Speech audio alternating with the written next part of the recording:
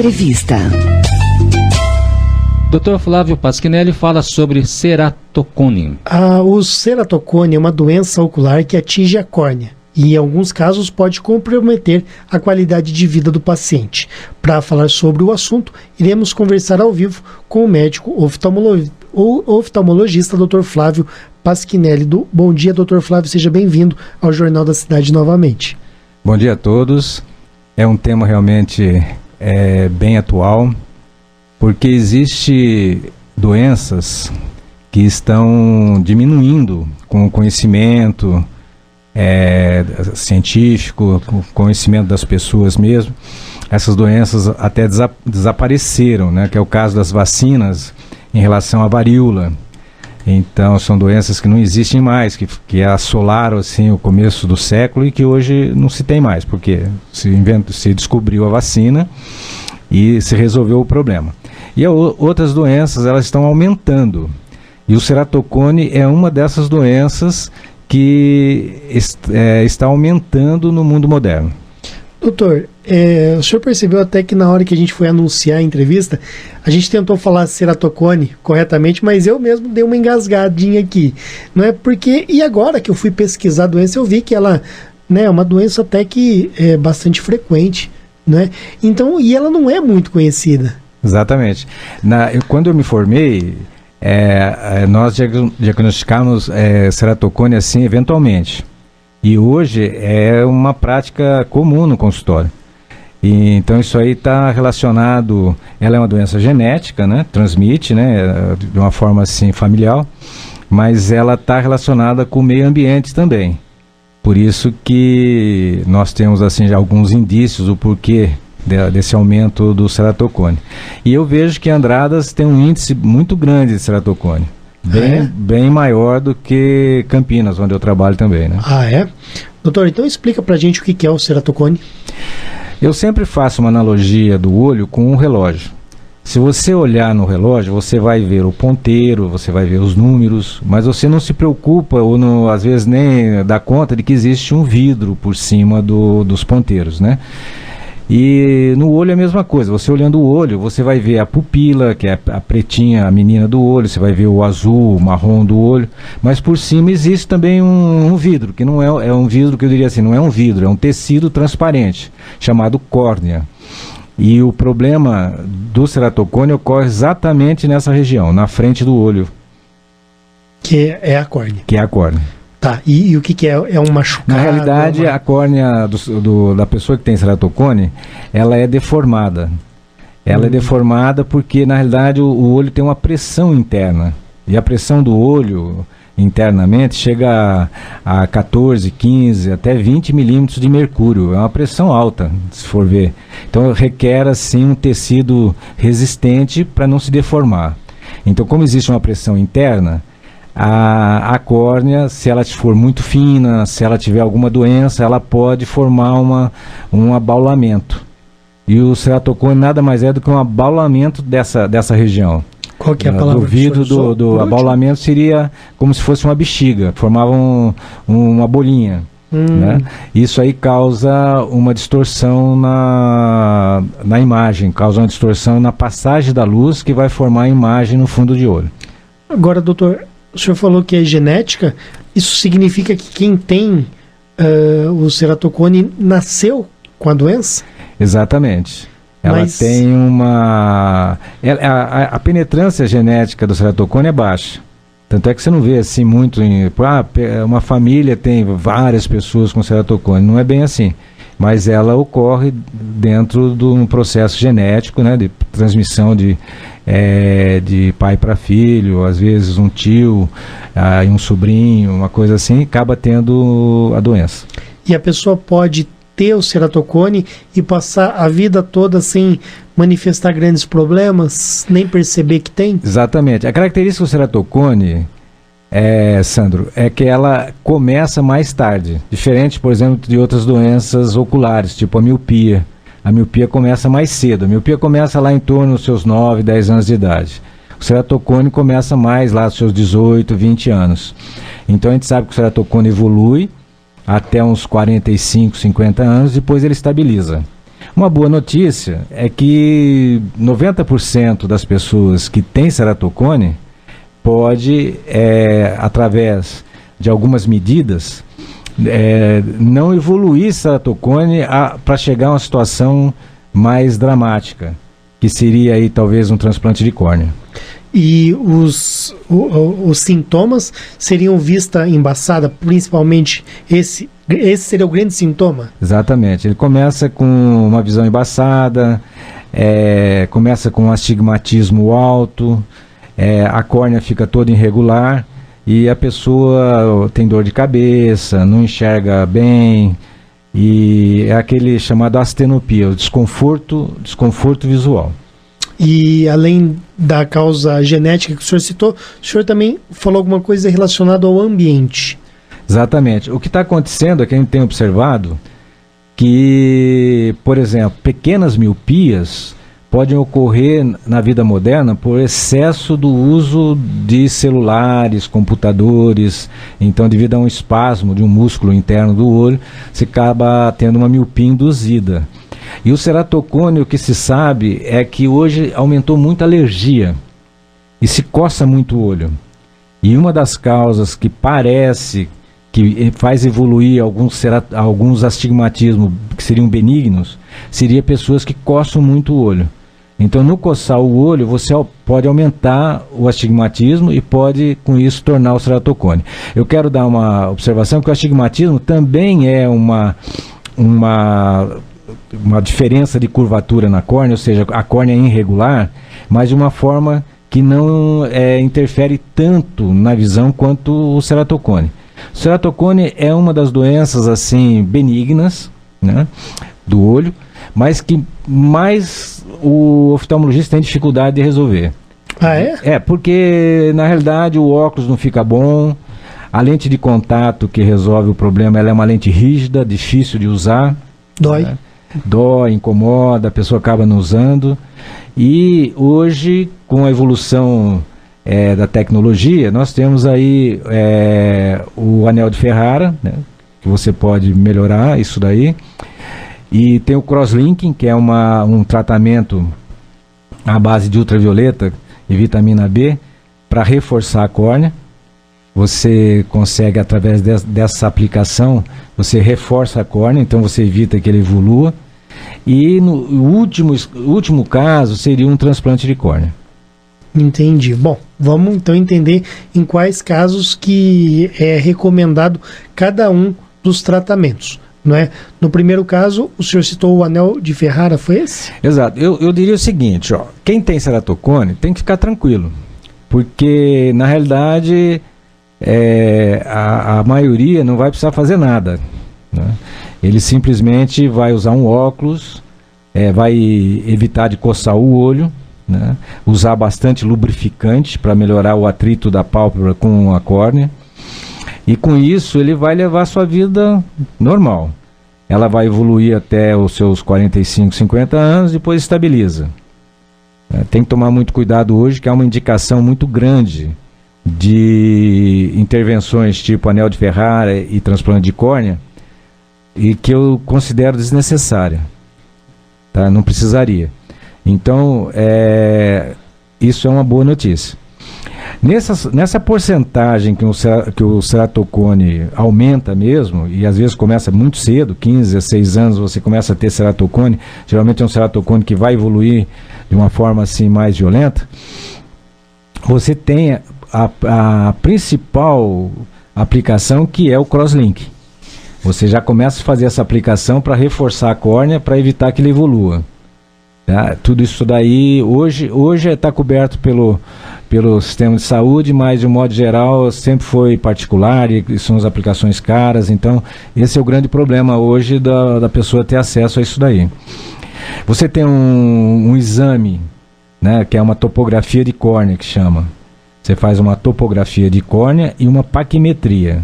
Paquimetria todo mundo sabe, é ver qual que é a espessura da córnea. Uma córnea normal, ela deve ter entre 530 a 580 micras. No ceratocone, geralmente ela é abaixo de 500. Então você pega uma córnea que ela é fina, né, abaixo de 500 micras, que ela tem na topografia, que é uma fotografia da córnea, ela mostra que ela tem uma irregularidade típica do ceratocone, que aparece lá, é uma imagem típica de ceratocone, você faz o diagnóstico.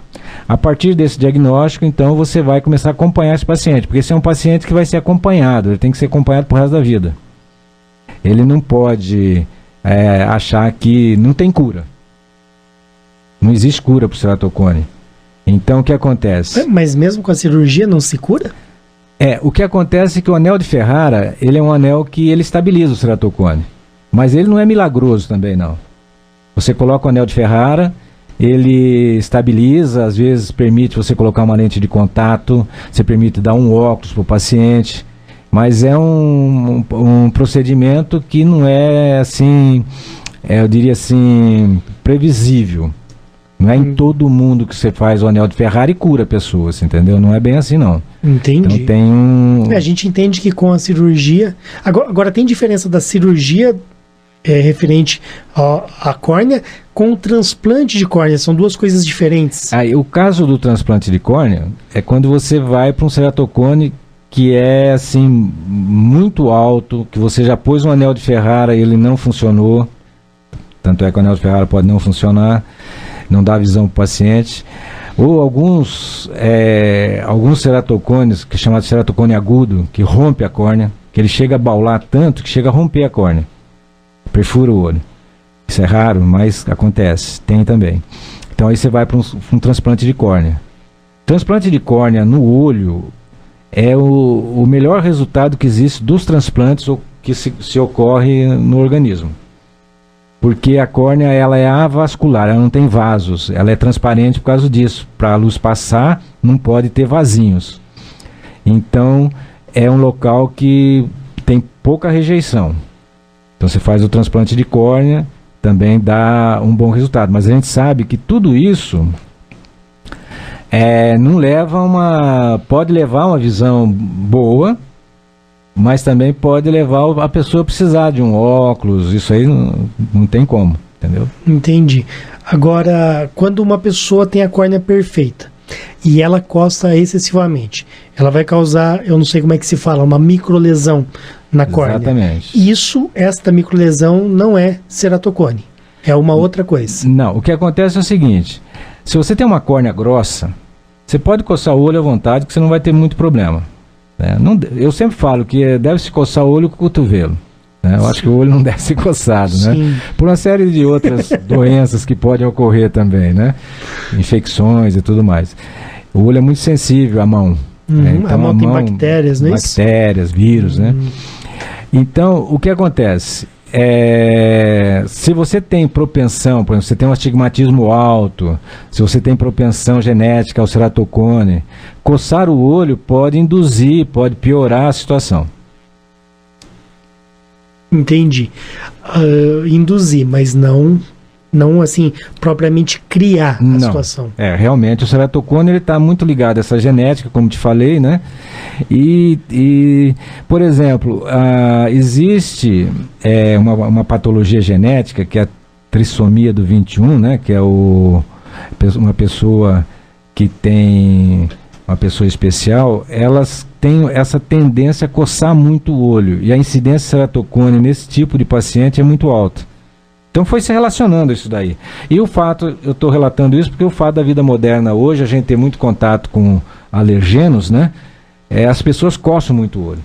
Então isso aí pode piorar uma situação dessa. Agora o senhor falou que Andradas, na percepção que o senhor tem no dia a dia, dentro do consultório, o senhor entende que existe aí uma porcentagem maior do que Campinas, onde o senhor trabalhava anteriormente e ainda continua trabalhando. Agora, por que isso aconteceria? Será que por ser uma zona rural maior, tem muita poeira aqui, o que poderia justificar isso? Realmente eu tenho pensado um pouco sobre isso. Eu não sei se você percebe, eu não sei se eu estou certo também. Aqui existe uma certa uma miscigenação entre as famílias, né? São famílias grandes, se casa muito entre parentes, né? Isso tudo pode ser uma das causas, né? Outra coisa seria que realmente a gente vive num ambiente, se usa muito veneno, está muito em contato com o sol, o ultravioleta é o raio solar e o infravermelho também, nocivo ao olho, principalmente o ultravioleta para a córnea, né, o infravermelho para a retina. Então, pólen, né, muitas substâncias assim no ar, porque na cidade grande você tem muita poluição também, né?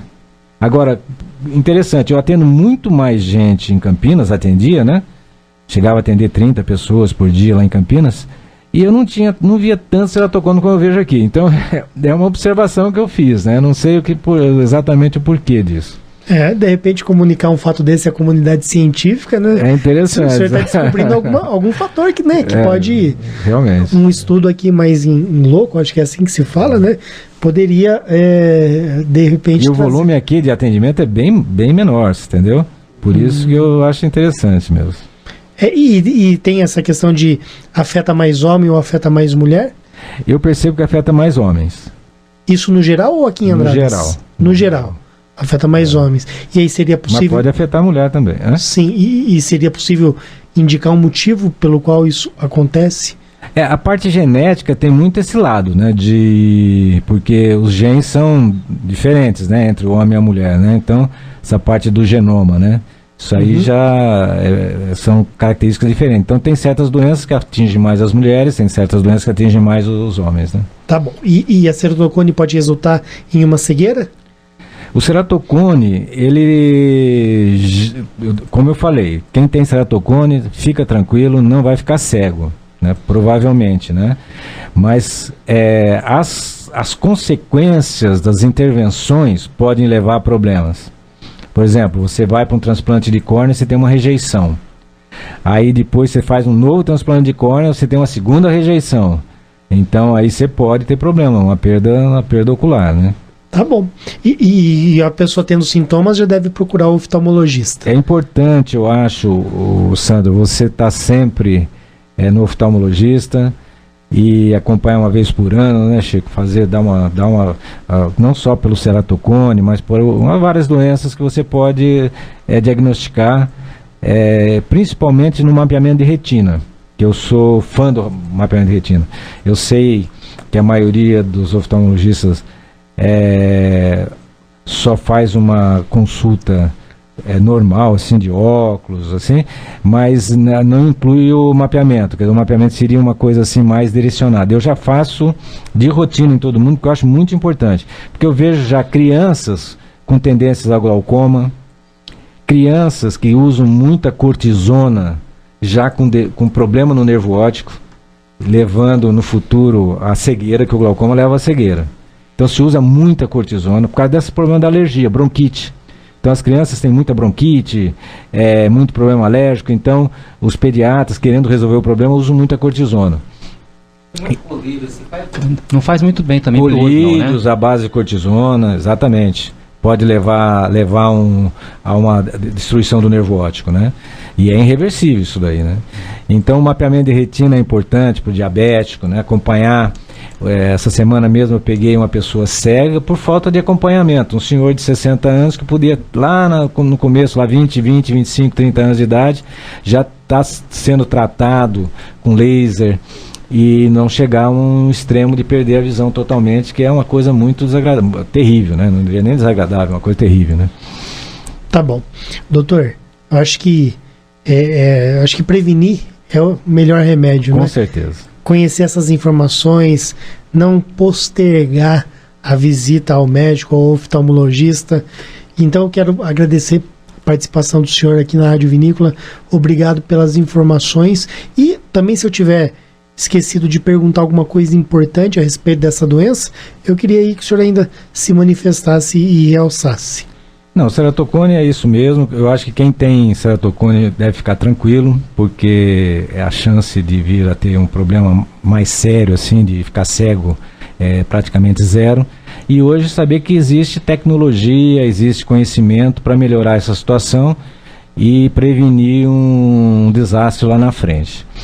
Eu quero agradecer também a vocês, tá, pelo convite.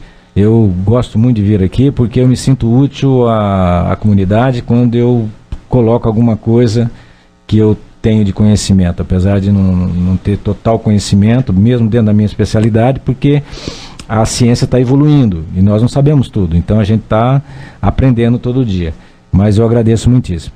Tá bom, doutor. Obrigado e volte sempre. Obrigado. Jornal da Cidade.